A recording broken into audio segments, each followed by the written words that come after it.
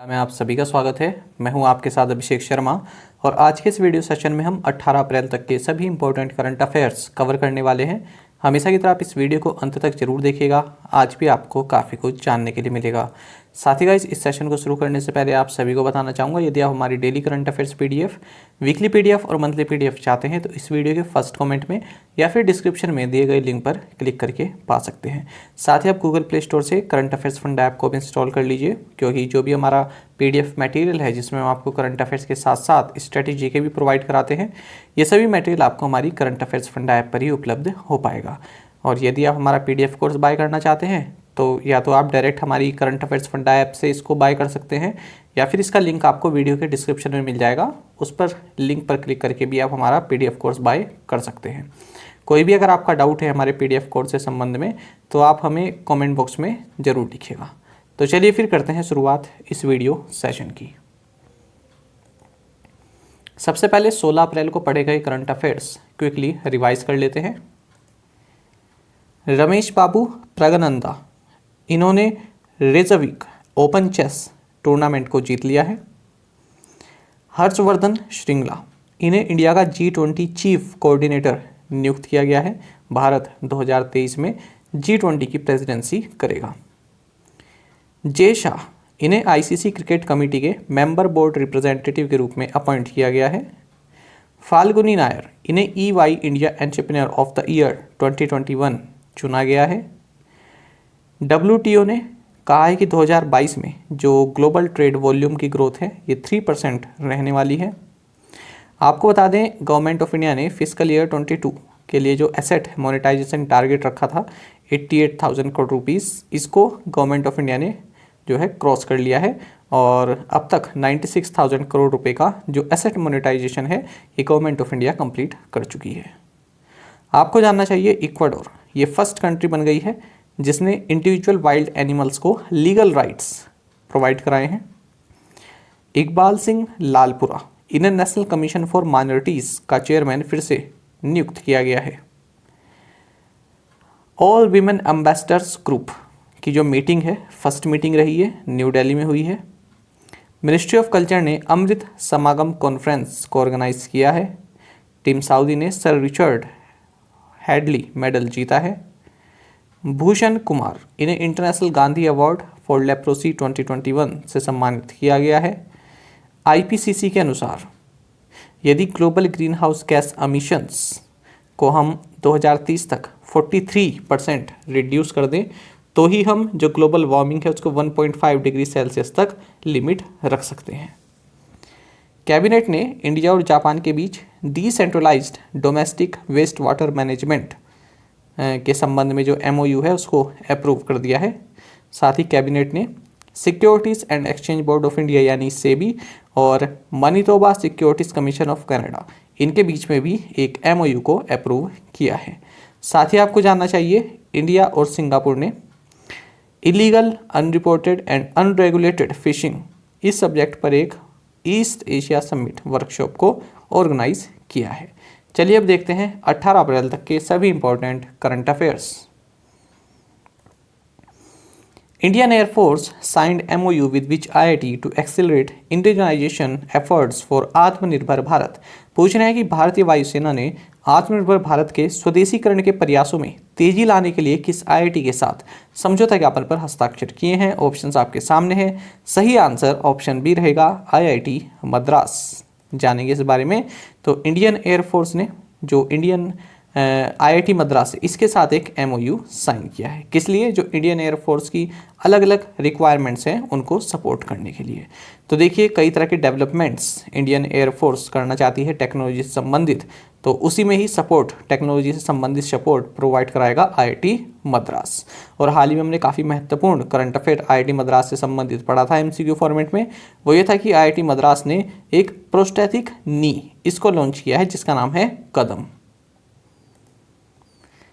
Which of the following is the host city for 2026 Commonwealth Games. पूछ रहे हैं कि 2026 राष्ट्रमंडल खेलों का मेजबान शहर कौन है। ऑप्शंस आपके सामने हैं। सही आंसर ऑप्शन डी रहेगा, विक्टोरिया स्टेट। चलिए जानते हैं इसके बारे में। तो ऑस्ट्रेलिया का जो विक्टोरिया स्टेट है ये 2026 में होने वाले कॉमनवेल्थ गेम्स को होस्ट करेगा। आपको बता दें ये 23rd एडिशन रहेगा इन कॉमनवेल्थ गेम्स का। साथ ही आपको जानना चाहिए कि ऑस्ट्रेलिया के विक्टोरिया स्टेट के अलावा किसी और सिटी ने इन गेम्स को होस्ट करने में कोई इंटरेस्ट नहीं दिखाया था, तो इसलिए ऑस्ट्रेलिया का जो विक्टोरिया स्टेट है इसी को ही ये कॉमनवेल्थ गेम्स 2026 की मेज़बानी दी गई है। ऑस्ट्रेलिया ने हाल ही में गोल्ड कोस्ट में जो कॉमनवेल्थ गेम्स हुए थे साल 2018 में उन्हें भी होस्ट किया था, और 2006 में मेलबर्न में भी होस्ट किया था। और 2022 के जो होने वाले हैं 28 जुलाई से 8 अगस्त के बीच में ये जो इंग्लैंड की सिटी है बर्मिंघम ये होस्ट करेगा। आपको जानना चाहिए कॉमनवेल्थ गेम्स के बारे में, इनको फ्रेंडली गेम्स भी कहते हैं। ये इंटरनेशनल मल्टी स्पोर्ट्स इवेंट है जिसमें कॉमनवेल्थ ऑफ नेशंस के जो एथलीट्स हैं ये लोग पार्टिसिपेट करते हैं। आपको बता दें सबसे पहली बार कॉमनवेल्थ गेम्स 1930 में हुए थे हैमिल्टन कनाडा में, और बस ये 1942 और 46 में नहीं हुए, वरना ये हर चौथे साल ऑर्गेनाइज किए जाते हैं। तो ये आप याद रखेंगे 4 साल के अंतराल में इनको ऑर्गेनाइज किया जाता है। Who has been selected for Malcolm Adishesia Award 2022? Malcolm आदिशेशिया पुरस्कार 2022 के लिए किसे चुना गया है? ऑप्शंस आपके सामने है। सही आंसर ऑप्शन सी रहेगा, प्रभात पटनायक। तो देखिए जाने माने इंडियन इकोनॉमिस्ट हैं, पॉलिटिकल कमेंटेटर हैं प्रभात पटनायक। इनको 2022 माल्कम आदिशेशिया अवार्ड से सम्मानित किया जाएगा। ये जो अवार्ड है ये माल्कम एंड एलिजाबेथ आदिशेशिया ट्रस्ट द्वारा दिया जाता है। किन्हें दिया जाता है? उत्कृष्ट सामाजिक वैज्ञानिक को, और इसमें 2 लाख रुपए का कैश प्राइज दिया जाता है। इनको अब सम्मानित किया जाएगा चेन्नई में जो फंक्शन होगा वहां पर। Name the new web portal designed by government in consultation with insurance companies that will provide instant information on road accidents with a few clicks and help accelerate accident compensation claims. बीमा कंपनियों के परामर्श से सरकार द्वारा design किए गए नए वेब पोर्टल का नाम बताएं जो कुछ ही क्लिक में सड़क दुर्घटनाओं पर तत्काल जानकारी प्रदान करेगा और दुर्घटना मुआवजे के दावों में तेजी लाने में मदद करेगा। ऑप्शंस आपके सामने हैं। सही आंसर ऑप्शन ए रहेगा, ई-दार। तो देखिए Ministry of Roads Transport and Highways इन्होंने एक पोर्टल लॉन्च किया है जिसका नाम है ई-दार। दार का मतलब है डिटेल्ड एक्सीडेंट रिपोर्ट। जानेंगे इस बारे में, महत्वपूर्ण क्वेश्चन है ये भी आपके लिए। ऐप, पोर्टल, प्लेटफॉर्म, इनसे संबंधित जो भी क्वेश्चन होता है वो महत्वपूर्ण बन जाता है आपके एग्जाम के लिए। तो देखिए ये पोर्टल क्या प्रोवाइड करेगा? It will provide instant information on road accidents. जो रोड एक्सीडेंट से संबंधित इन्फॉर्मेशन है वो तुरंत प्रोवाइड कराएगा। And helps accelerate accident compensation claims bringing relief to victims family. जो विक्टिम है जिसका एक्सीडेंट वगैरह हुआ है तो उसकी फैमिली तुरंत से जो एक्सीडेंट कंपनसेशन है, जो कंपनसेशन मिलता है चाहे वो इंश्योरेंस से चाहे कुछ भी हो, उस क्लेम को तुरंत कर सके तो वो भी इस पोर्टल की सहायता से में कर पाएंगे। उसमें तेज़ी देखने के लिए मिलेगी। आपको बता दें जो डिजिटलाइज्ड डिटेल एक्सीडेंट रिपोर्ट है यानी कि जो दार है, इसको जो ये पोर्टल पे अपलोड किया जाएगा इसको हर कोई जो है आसानी से एक्सेस कर सकता है। अब जो पुलिस है, रोड अथॉरिटीज़ हैं और हॉस्पिटल्स हैं, ठीक है, तो इन सभी को जो ये ई-दार प्लेटफॉर्म है यहाँ से इंफॉर्मेशन मिल सकती है। आपको बता दें जो ई-दार है ये एक्सटेंशन है किसका? IRAD का। IRAD मतलब क्या है? इंटीग्रेटेड रोड एक्सीडेंट डेटाबेस, ठीक है, तो इसी का ये एक एक्सटेंशन है, तो याद रखिएगा ई-दार। Which city based 1-to-1 finance has received the RBI's certificate of registration to function as NBFC factor? काफ़ी महत्वपूर्ण क्वेश्चन है बैंकिंग एग्जाम देने वाले बच्चों के लिए। किस शहर स्थित 121 फाइनेंस को NBFC फैक्टर के रूप में कार्य करने के लिए RBI का पंजीकरण प्रमाण पत्र प्राप्त हुआ है? ऑप्शंस आपके सामने हैं। सही आंसर ऑप्शन बी रहेगा, जयपुर। जानेंगे इसके बारे में। तो देखिए जयपुर बेस्ड एक ये कंपनी है NBFC 1-to-1 फाइनेंस इसका नाम है। इसे रिजर्व बैंक ऑफ इंडिया का सर्टिफिकेट ऑफ रजिस्ट्रेशन मिल गया है। किसके तहत? Registration of factors reserve bank regulations 2022। तो अब क्या होगा? देखिए जो ये 1-to-1 फाइनेंस है, ध्यान से सुनिएगा, ये first non banking finance company है यानी कि फर्स्ट NBFC है जो कि एक इन्वेस्टमेंट एंड क्रेडिट कंपनी से अब NBFC फैक्टर कंपनी बन गई है। इसका क्या मतलब हुआ? NBFC फैक्टर का मतलब क्या होता है ये ध्यान से समझिएगा। देखिए मान लीजिए कोई ए व्यक्ति है और दूसरा है बी व्यक्ति। ए व्यक्ति ने बी व्यक्ति से सामान लिया अब बदले में उसे पैसे भी तो देने हैं ना बी को। ए ने बी से सामान लिया और फिर अब ए जो है उसको पैसे देगा, पैसों के बदले ही तो सामान लिया ना। लेकिन ए क्या कहता है कि मैं आपको 2 महीने बाद पैसे दूंगा, मेरे पास अभी पैसे नहीं हैं। तो अब ए का ड्यू रह गया ना बी के ऊपर। बी ने सामान तो दे दिया लेकिन बी को पैसे प्राप्त नहीं हुए। बी ने जो है एक इनवॉइस जारी कर दिया कि 2 महीने बाद आप मुझे पैसे दे देना, ठीक है। अब जो बी है, बी को कोई इमरजेंसी पड़ जाती है, उसे पैसे की ज़रूरत है। तो अब बी गया सी के पास, उसने सी को कहा कि मुझे कुछ पैसों की ज़रूरत है और ये मेरा एक कस्टमर था ए, वो 2 महीने बाद मुझे इतने पैसे देगा, मान लीजिए 5,000 रुपये देगा। और बी को भी जो है 5,000 की ज़रूरत है, बी को मान लीजिए 4,000 की ज़रूरत है। तो बी ने उसको सी को कहा कि जो ए मेरा कस्टमर है ना, वो मुझे 2 महीने बाद 5,000 रुपये देगा, आप उससे ले लीजिएगा, ठीक है। लेकिन आप अभी मुझे पैसे प्रोवाइड करा दीजिए क्योंकि मुझे अभी ज़रूरत है। तो सी ने क्या कहा, सी ने बी को केवल 4,000 रुपये दिए, 5,000 नहीं दिए, केवल 4,000 रुपये लिए। और बी से वो इनवॉइस ले लिया जो उसने ए के नाम का जारी किया हुआ है। यानी कि अब जो सी है ना, वो ए से तो 5,000 रुपये लेगा, लेकिन उसने बी को कितने दिए, 4,000। तो सी ने कितने कमा लिए, 1,000 रुपये कमा लिए। तो वो जो सी है ना, वो है एनबीएफसी फैक्टर। आई होप आप इस चीज़ को समझ गए होंगे। दोबारा मैं शॉर्ट में बताऊंगा। देखिए, ए ने जो है बी से सामान लिया और बी को वो उसने पैसे नहीं दिए। बी को उसने कहा, मान लीजिए 5,000 का बिल हुआ, बी को उसने कहा मैं 2 महीने बाद आपको पैसे दूंगा। बी ने कहा कि ठीक है चलो 2 महीने बाद दे देना, ठीक है। अब बी को ज़रूरत पड़ गई पैसों की, बी गया सी के पास। बी ने सी को कहा कि आप मुझे कुछ पैसों की ज़रूरत दे दीजिए, मेरे जो पैसे हैं वो अटके हुए हैं, वो फंसे हुए हैं ए के पास। और ए से जो है ना आप ही ले लेना, आप डायरेक्ट पैसे, मैं नहीं लूँगा, आप ही ले लेना, लेकिन आप मुझे अभी पैसे प्रोवाइड करा दीजिए। तो सी ने क्या कहा, सी ने कहा कि मैं ए से 5,000 रुपये ले लूँगा, ठीक है, लेकिन मैं आपको 4,000 उसके बदले में प्रोवाइड कराऊंगा क्योंकि आपको इमरजेंसी है। तो 4,000, क्योंकि उसको भी तो कमाने हैं ना सी को, तो सी की कमाई तो यहीं से बनेगी ना। उसने केवल 4,000 ही दिए बी को, और जबकि बी से बिल ले लिया वो 5,000 वाला जो उसे ए से लेने हैं। तो आई होप आप इस चीज़ को समझ गए। तो वही एनबीएफसी फैक्टर कंपनी बन गई है अब ये 1-to-1 फाइनेंस। सी का काम अब ये करेगी 1-to-1 फाइनेंस। किसी को पैसे चाहिए ना, किसी का ड्यू रह रहा हो, तो ये ले लेगा बिल उससे। साथ ही आपको एनबीएफसी फैक्टर, ये टर्म आपने बहुत कम सुना होगा और ये काफ़ी महत्वपूर्ण है। एनबीएफसी फैक्टर से संबंधित आप ये भी बात जान लीजिए कि देखिए, NBFC factor has to ensure financial assets in the factoring business constitute at least 50% of its total assets.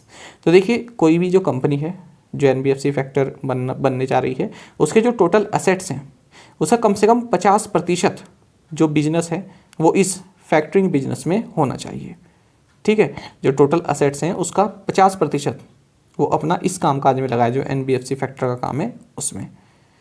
और जो उसकी ग्रॉस इनकम है, जो उसकी ग्रॉस इनकम है ना, तो उसमें कम से कम 50% जो उसकी इनकम है वो इसी बिजनेस से आई हो। जो उसने ये 1,000 रुपये कमाए हैं ना, 4,000 रुपये देके और 5,000 ले लिए, इससे उसकी जो है कम से कम 50% इनकम आई हो। और उसके पास जो है मिनिमम नेट ऑन फंड होना चाहिए 5 करोड़ रुपये का। तो आई होप आप इस चीज़ को समझे होंगे। नहीं समझे हो तो दोबारा से सुनिएगा, जरूर से आपको समझ में आ जाएगा। गिफ्ट सेज यानी कि special economic zone, and which bank signed MOU to promote the special economic zone to Indian as well as global businesses. GIFT SEZ और किस बैंक ने भारतीय और वैश्विक व्यवसायों के लिए विशेष आर्थिक क्षेत्रों को बढ़ावा देने के लिए समझौता ज्ञापन पर हस्ताक्षर किए हैं? ऑप्शन आपके सामने है, सही आंसर ऑप्शन सी रहेगा, ICICI बैंक। तो देखिए, ICICI बैंक और जो गिफ्ट स्पेशल इकोनॉमिक जोन है गिफ्ट सिटी गांधीनगर गुजरात में, तो इन्होंने एक MOU साइन किया है।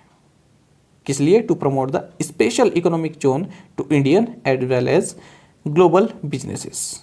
तो जो इंडियन है और जो ग्लोबल बिजनेसेस हैं उनमें जो ये स्पेशल इकोनॉमिक जोन है, गिफ्ट स्पेशल इकोनॉमिक जोन, इसको प्रमोट करने के लिए। बाकी आप जानते हैं कि जो गिफ्ट सिटी है इसके MD एंड ग्रुप CEO तपन रे हैं। ICICI बैंक के बारे में आप जानते हैं, MD and CEO Sandeep Bakhshi, headquarters Mumbai में है और टैगलाइन है हम है ना ख्याल आपका। Which bank has gone live on the Indian Customs Electronic Gateway ICEGATE to enable online payment of customs duty for its customers. पूछ रहे हैं कि अपने ग्राहकों के लिए सीमा शुल्क के ऑनलाइन भुगतान को सक्षम करने के लिए कौन सा बैंक भारतीय सीमा शुल्क इलेक्ट्रॉनिक गेटवे पर लाइव हो गया है? ऑप्शंस आपके सामने है, सही आंसर ऑप्शन डी रहेगा, कोटक महिंद्रा बैंक। जानेंगे इसके बारे में। तो देखिए, कोटक महिंद्रा बैंक ने अपने एक फीचर को लाइव कर दिया है, जिसके तहत जो इसके कस्टमर्स हैं वो कस्टम ड्यूटी ऑनलाइन पे कर सकते हैं। तो देखिए, एक पोर्टल है Central Board of Indirect Taxes and Customs का, जिसका नाम है Indian Customs Electronic Gateway, ICEGATE. तो इसके थ्रू जो है कोई भी व्यक्ति है जो कस्टमर है वो कस्टम ड्यूटी पे कर सकते हैं। तो कोटक महिंद्रा बैंक इस पोर्टल पर जो है लाइव हो चुका है। तो कोटक महिंद्रा बैंक के जो भी कस्टमर्स हैं वो अब अपने बैंक के थ्रू ही कस्टम ड्यूटी पे कर सकते हैं। बाकी आपको जानना चाहिए, कोटक महिंद्रा बैंक सुर्खियों में इस बात से भी रहा है कि इसने जो कोटक FYN इस तरह का एक पोर्टल लॉन्च किया है अपने बिजनेस बैंकिंग और कॉर्पोरेट क्लाइंट्स के लिए, कोटक FYN। कोटक महिंद्रा बैंक के बारे में आप जानते हैं, MD and CEO Uday Kotak हैं, हेडक्वार्टर्स मुंबई में है, टैगलाइन है let's make money simple. India's services exports for the first time achieved the targeted $billion during April to March 2021-22। पूछ रहे हैं कि भारत के सेवा निर्यात ने पहली बार अप्रैल से मार्च 2021-22 के दौरान लक्षित कितने बिलियन डॉलर का लक्ष्य हासिल किया है। ऑप्शंस आपके सामने हैं, सही आंसर ऑप्शन बी रहेगा, $250 बिलियन। लक्षित मतलब टारगेटेड। देखिए, जानते हैं इसके बारे में। देखिए, इंडिया का जो सर्विस एक्सपोर्ट है, जो सॉफ्टवेयर वगैरह है, जो सर्विस जो प्रोवाइड कराता है भारत दूसरे देशों में, तो जो सर्विस सेक्टर है, सर्विस से संबंधित जो एक्सपोर्ट है, तो उसका टारगेट रखा गया था $250 बिलियन। किसके लिए? अप्रैल 2021 से मार्च 2022 के बीच में। तो उसको जो है गवर्नमेंट ऑफ इंडिया ने अचीव कर लिया है। साथ ही आपको जानना चाहिए, जो मार्च का महीना रहा, इकलौते मार्च के महीने में ही जो भारत का सर्विस एक्सपोर्ट रहा, ये $22.52 बिलियन का रहा है। और जो भारत का ओवरऑल एक्सपोर्ट रहा है अप्रैल 2021 से मार्च 2022 के बीच में, ये $669.65 बिलियन का रहा है। तो तीनों ही आंकड़े आपके लिए महत्वपूर्ण है, खास करके first and third. Cabinet approved continuation of Rashtriya Gram Swaraj Abhiyan from 1/4/2022 to which date. Cabinet ने राष्ट्रीय ग्राम स्वराज अभियान को 1 अप्रैल 2022 से किस दिनांक तक जारी रखने को मंजूरी दी है। ऑप्शंस आपके सामने हैं, सही आंसर ऑप्शन डी रहेगा, 31 मार्च 2026। चलिए जानते हैं। तो देखिए, कैबिनेट ने जो इनकी सेंट्रली स्पॉन्सर्ड स्कीम है जिसका नाम है राष्ट्रीय ग्राम स्वराज अभियान, तो इसका जो इम्प्लीमेंटेशन पीरियड है उसको 1 अप्रैल 2022 से 31 मार्च 2026 तक कर दिया है। और इसका जो टोटल बजट रहेगा इस स्कीम का, ये रहेगा 5,911 करोड़ रुपए का, जिसमें कि सेंट्रल शेयर 3,700 करोड़ रुपए का रहेगा और स्टेट का शेयर रहेगा 2,211 करोड़ रुपए। सेंट्रली स्पॉन्सर्ड स्कीम यानी कि इसमें स्टेट भी कुछ योगदान करते हैं, और अगर सेंट्रल सेक्टर स्कीम होता तो यानी कि 100% गवर्नमेंट ऑफ इंडिया द्वारा फंडेड होते हैं। तो देखिए, जो अब इसमें फंडिंग पैटर्न अगर हम देखें तो सेंटर और स्टेट के बीच में 60-40 का रहेगा, यानी 60% कंट्रीब्यूशन जो बजट में है वो सेंटर की ओर से रहेगा, 40% उस स्टेट की तरफ से रहेगा जिसमें लॉन्च हुआ है, एक्सेप्ट नॉर्थ ईस्ट, हिली states and union territory of Jammu Kashmir. ठीक है, तो नॉर्थ ईस्ट, हिली state and union territory of Jammu Kashmir में ये रहेगा 90-10, यानी 90 सेंट्रल गवर्नमेंट द्वारा जो फंडेड रहेगा और 10% देंगे ये जो भी नॉर्थ ईस्ट स्टेट्स हैं वहाँ पर, या हिली स्टेट्स हैं जैसे हिमाचल, उत्तराखंड, या फिर union territory of Jammu and Kashmir. अब जो जम्मू एंड कश्मीर के अलावा जो अदर यूटीज़ हैं उनमें जो है 100% फंडेड रहेगा ये सेंट्रल गवर्नमेंट के द्वारा। बाकी आपको जानना चाहिए कि जो ये आपकी स्कीम है राष्ट्रीय ग्राम स्वराज अभियान RGSA, ये सबसे पहले यूनियन कैबिनेट द्वारा 2018 में इसको अप्रूव किया गया था, 2018-19 से 2021-22 के लिए। तो इसमें जो पंचायत हैं उनको इंसेंटिवाइज किया जाता है, कई तरह के सुधार पंचायत का जो पूरा कार्य होता है उसमें किए जाने हैं, और कई तरह की रिसोर्सेज पंचायत को प्रोवाइड करा जाता है ताकि उनका रेवेन्यू बढ़े। Which edition of Indian Navy, Royal Australian Navy, Navy to Navy staff talks were held at New Delhi? भारतीय नौसेना, रॉयल ऑस्ट्रेलियाई नौसेना, नेवी टू नेवी स्टाफ वार्ता का कौन सा संस्करण नई दिल्ली में आयोजित किया गया है। ऑप्शंस आपके सामने हैं, सही आंसर ऑप्शन सी रहेगा 14th। तो देखिए 14th Indian Navy, Royal Australian Navy, Navy to Navy staff talks, ये न्यू दिल्ली में हेल्ड हुए हैं। आप जानना चाहिए कि जो भारत के चीफ ऑफ नवल स्टाफ है ये एडमिरल आर हरीश कुमार हैं और vice chief of the naval staff है vice admiral Satish Namdev. Which state government has signed MOU with BPCL for developing renewable energy plant? किस राज्य सरकार ने अक्षय ऊर्जा संयंत्र विकसित करने के लिए BPCL के साथ समझौते ज्ञापन पर हस्ताक्षर किए हैं? ऑप्शंस आपके सामने हैं। सही आंसर ऑप्शन ए रहेगा, उड़ीसा। तो देखिए उसी उड़ीसा गवर्नमेंट और BPCL यानी कि भारत पेट्रोलियम कॉरपोरेशन लिमिटेड, इन्होंने एक MOU साइन किया है। किसके लिए? राज्य में ग्रीन एनर्जी को डेवलप करने के लिए। ग्रीन एनर्जी यानी कि रिन्यूएबल एनर्जी जो होती है उसके उत्पादन के लिए। बाकी आपको जानना चाहिए उड़ीसा के गवर्नर गणेशी लाल हैं, कैपिटल भुवनेश्वर है, चीफ मिनिस्टर नवीन पटनायक हैं। BPCL के बारे में भी आपको जानना चाहिए। चेयरमैन एंड मैनेजिंग डायरेक्टर यानी कि CMD अरुण कुमार सिंह है, हेडक्वार्टर्स मुंबई में है। BPCL has partnered with which company for cloud artificial intelligence technologies? BPCL ने क्लाउड और आर्टिफिशियल इंटेलिजेंस तकनीकों के लिए किस कंपनी के साथ भागीदारी की है या साझेदारी की है? ऑप्शंस आपके सामने है। सही आंसर ऑप्शन डी रहेगा, माइक्रोसॉफ्ट। तो क्या हो गया? BPCL plus Microsoft equals to AI partnership. इस तरह से आप शॉर्ट नोट में याद रखेंगे। The International Delphic Council, based in which country, announced the National Delphic Games in India to be hosted in 2023? किस देश में स्थित अंतर्राष्ट्रीय डेल्फिक परिषद ने 2023 में भारत में राष्ट्रीय डेल्फिक खेलों की मेजबानी करने की घोषणा की है? ऑप्शंस आपके सामने है। सही आंसर ऑप्शन सी रहेगा, जर्मनी।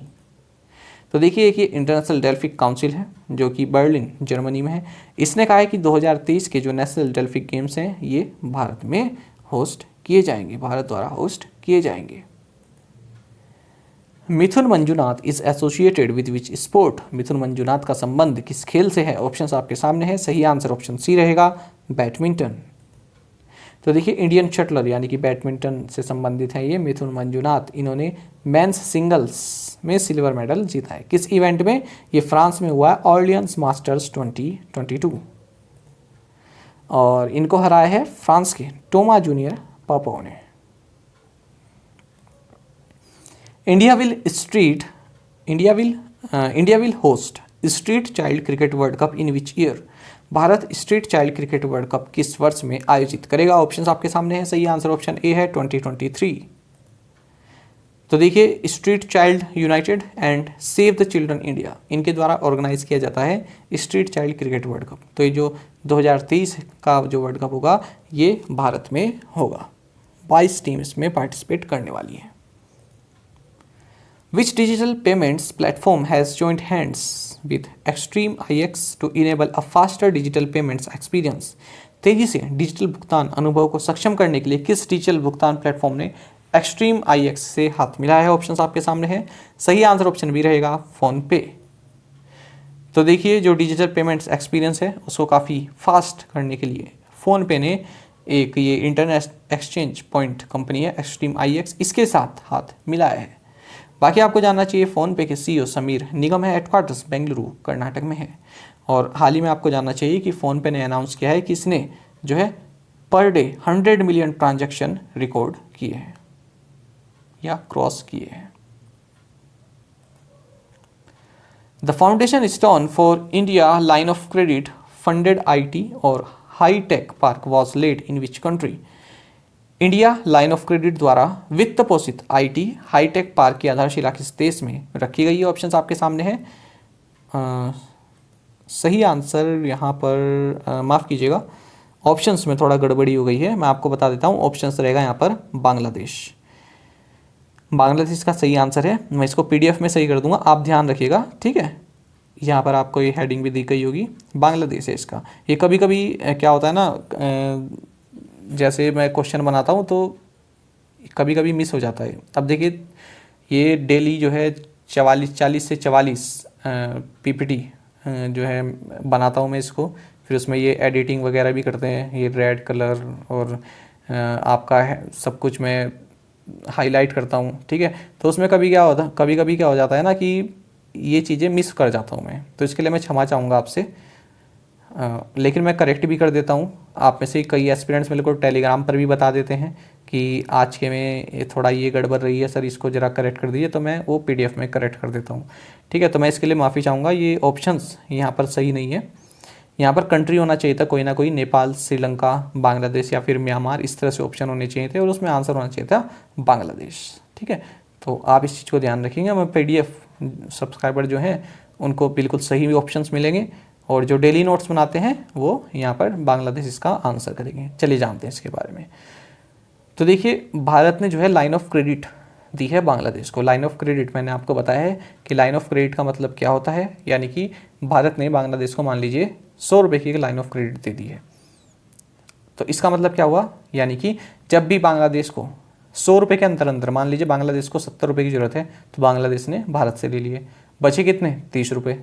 अब बांग्लादेश को मान लीजिए 1 साल बाद 30 रुपये की ज़रूरत है कुछ प्रोजेक्ट के लिए, तो फिर वो भारत से ले सकता है, क्योंकि भारत ने पहले कहा हुआ है कि 100 रुपये तक की लाइन ऑफ क्रेडिट में आपको दे रहे हैं, यानी कि 100 रुपये आप कभी भी ले सकते हैं हमसे, तो उसको बोलते हैं लाइन ऑफ क्रेडिट।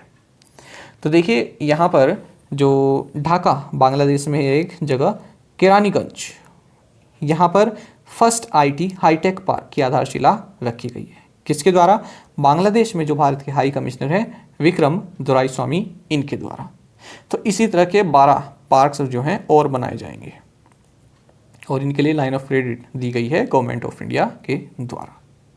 तो ये जो है बांग्लादेश में IT इंडस्ट्री को प्रमोट करने का कार्य करेंगे, ये 12 IT हाईटेक पार्क्स। बाकी आपको जानना चाहिए, बांग्लादेश जो है ये इंडिया का लार्जेस्ट डेवलपमेंट पार्टनर है। भारत अब तक बांग्लादेश को 7.86 बिलियन US$ की लाइन ऑफ क्रेडिट दे चुका है। तो डॉलर्स में दी हुई है बांग्लादेश को, जो भारत ने लोन लेने की वो दी हुई है कि आप ले सकते हैं लाइन ऑफ क्रेडिट। चलिए प्रीवियस असाइनमेंट क्वेश्चंस के आंसर देखेंगे। Sanna Marin is the prime minister of which country, Finland. Which bank has launched its super app named Union NFT? Answer is Union Bank of India. Legendary Australian cricketer Shane Warne had made his test debut against which country? Answer is India. 1992 में इन्होंने India के खिलाफ debut किया था। Name the Hollywood actor who has retired from acting after being diagnosed with aphasia, a language disorder caused by brain damage that affects a person's ability to communicate. Answer is Bruce Willis.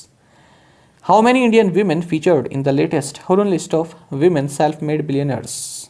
तो answer होगा 3। कौन कौन है, फाल्गुनी नायर, राधा बिंबू और किरण Majumdar show. ये हमने MCQ format में भी देखा है और आप में से कई स्टूडेंट्स ने बिल्कुल सही आंसर दिया है। इसी तरह से आप पार्टिसिपेट करते रहें। NATO US sceptical of Russian troop pull out. एक और न्यूज़ देखेंगे हम। Radio host who regretted vaccine scepticism dies of COVID-19। तो दोनों न्यूज़ में आप एक कॉमन चीज़ देखे होंगे, ये है सेप्टिकल। तो देखिए सेप्टिक, इसका मतलब क्या होता है, किसी बात की सच्चाई, औचित्य आदि में संशय करने वाला, संशयवादी या संशयात्मक। देखिए कोई बात है, कोई जैसे यहाँ पर हम न्यूज़ से ही देखते हैं। देखिए रशियन ट्रूप्स ने कहा था कि हम जो है पुल आउट कर रहे हैं, हम यूक्रेन की जो सिटीज़ हैं यहाँ से पुल आउट कर रहे हैं, यानी हम यहाँ से बाहर जा रहे हैं। लेकिन नेटो और US ये दोनों ही क्या थे, इसको लेके संदेह में थे। तो जो ये सेप्टिक है या फिर स्केप्टिक आप इसको बोलेंगे, वैसे सेप्टिक इसका सही प्रोनाउंसिएशन होता है। तो ये इसको लेकर संशय में रहे। ठीक है, ये क्या थे, संशय में थे। रशिया ने जो कहा था उस पर इन्हें भरोसा नहीं था। इसी तरह से एक कोई रेडियो होस्ट था, बाहर की ये घटना है, कोई रेडियो होस्ट था, तो उसने जो है पहले तो वैक्सीन की उसने जो है मजाक बनाई कि वैक्सीन वगैरह मैं नहीं लगाऊंगा।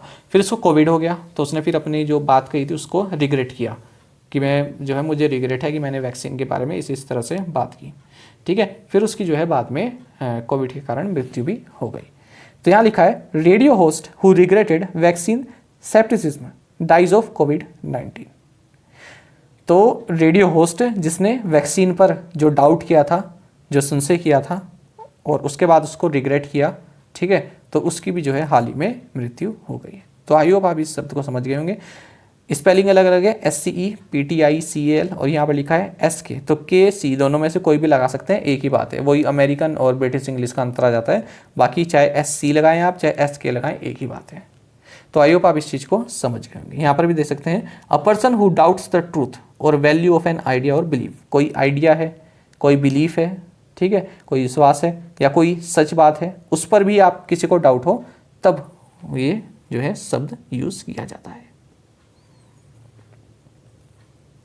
चलिए आज के असाइनमेंट क्वेश्चंस देखेंगे। World Art Day is observed every year on which day?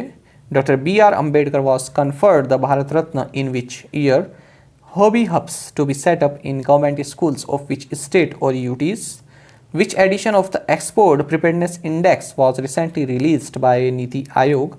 Which payments bank has announced that it had become an official acquiring partner for the government's e-rupee vouchers initiative? तो पांचों questions महत्वपूर्ण हैं, जरूर आप इनका answer comment box में दीजिएगा। साथ ही करंट अफेयर्स फंडा को आप टेलीग्राम पर भी ज्वाइन कर सकते हैं। यहाँ पर रेगुलर वीडियो अपडेट्स और करंट क्विज जैसे हम आप सभी के लिए डालते रहते हैं। साथ ही डिस्कशन ग्रुप में आप किसी भी क्वेश्चन का सोल्यूशन पा सकते हैं। दोस्तों यहाँ पर हमारे करंट अफेयर्स की प्लेलिस्ट दी गई है, इसको आप जरूर देखें और अपने दोस्तों के साथ, फेलो एस्पिरेंट के साथ हमारे करंट अफेयर्स को शेयर जरूर करें। आज का ये सेशन आपको कैसा लगा कमेंट बॉक्स में जरूर बताइएगा। Thank you guys.